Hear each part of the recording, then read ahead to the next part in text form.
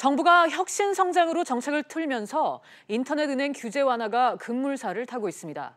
하지만 시민단체를 중심으로 대기업만 좋은 일이라고 반발하고 있어서 입법 과정에서 논란이 될 걸로 보입니다. 박규준 기자와 자세하게 얘기 나눠보겠습니다. 박 기자. 예. 자, 인터넷 은행 규제라고 하면 일단 은산분리 규제가 대표적이라고 꼽을 수가 있을 텐데 이 은산분리가 대체 뭐고 또 현재 어떤 방식으로 완화 방침이 논의되고 있나요? 네, 그 은산분리는 말 그대로 산업자본의 은행 지분 한도를 제한하는 거다 이렇게 보시면 되는데요. 쉽게 말해 삼성과 LG 등 대기업이 은행을 소유하게 되면 이런 우려가 있다는 겁니다. 대주주가 쌈짓돈처럼 고객 예금을 가져다 쓰는 거 아니냐, 또 고객 돈으로 계열사를 지원하는 거 아니냐. 그래서 이런 우려에서 생겨난 규제다 이렇게 보시면 되는데요. 네. 현재 은행법상 산업자본은 의결권 지분 4%까지 보유할 수 있고 비의결권 지분까지 합치면 10%까지 보유할 수가 있습니다. 이 한도를 더 늘리겠다는 게 은산분리 완화의 핵심이다 이렇게 보시면 되고요.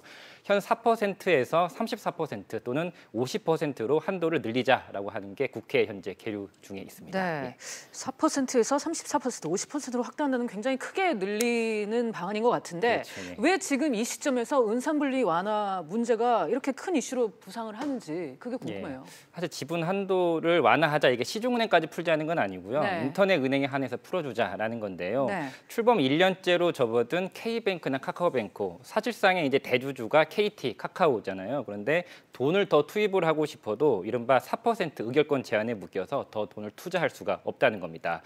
그래서 업계에서는 KT나 카카오 지분을 50%로 더 좀 확대, 50%로 확대해야 되는 거 아니냐. 그래야지 자본금 확충도 더 수월하게 할 수가 있고 혁신 상품 출시라든지 중저신용자 대출도 보다 수월하게 이루어질 수 있다는 겁니다.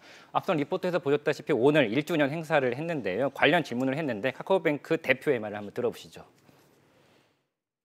또 은산분리가 또 되면 자본 확충에 어떤 큰 발판이 마련되기 때문에 여신의 규모가 어느 정도 더 커져도 그 버퍼를 받아갈 수 있기 때문에 그런 면에 있어서 고객들한테 혜택이 갈 수 있다고 생각합니다.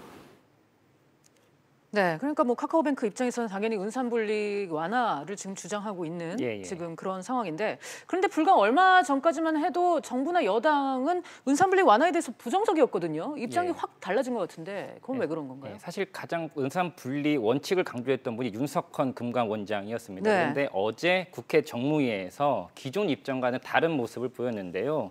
은산분리 완화에 반대하지 않겠다. 좀 소극적이나마 찬성하는 입장으로 좀 선회한 듯한 모습을 보였습니다. 네. 일각에서는 은산분리 완화 기조가 현 정부의 정책 흐름 변화를 읽을 수 있는 신호탄이다. 이런 관점들도 나오는데요. 실상 정부가 소득주도 성장을 밀어붙였는데 성과가 미미하다 보니까 혁신 성장으로 방향을 들었고 이를 가장 제대로 파악할 수 있는 게 바로 은산분리 완화 정책이다. 이렇게 보는 관측들이 있는 겁니다. 그렇군요. 그러니까 혁신 성장의 하나로 지금 인터넷 은행을 꼽고 있는데 그 인터넷 은행을 더 크게 키우기 위해서는 지금 은산분리를 완화시키는 것이 필요하다. 뭐 이런 얘기인 거죠. 하지만 반대 여론도 여전히 만만치 않은 것 같습니다. 참여연대가 대표적인데요. 네. 가장 핵심적인 논거는 은행을 이러한 그 대기업들이 사금고화할 수 있다. 이게 이제 대표적인 비판의 근거라고 볼 수 있는데 참여연대 관계자의 말을 직접 들어보시죠.